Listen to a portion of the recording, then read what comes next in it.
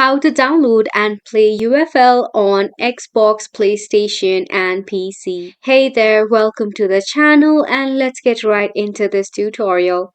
To download UFL for your PC or your PlayStation or your Xbox, it is pretty simple. Starting off, launch your preferred browser in your PC and just type in www.uflgame.com and press on the enter button.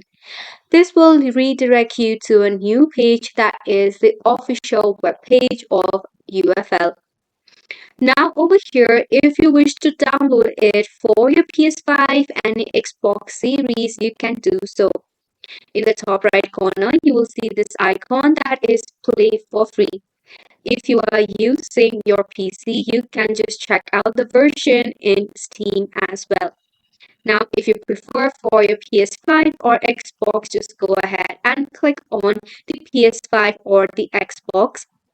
Then it will redirect you the new page where firstly you will have to select your country.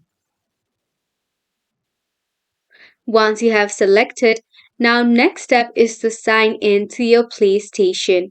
Use the PlayStation credential that is your sign-in ID or email address. Once you have logged in, you can use a UFL for your PlayStation.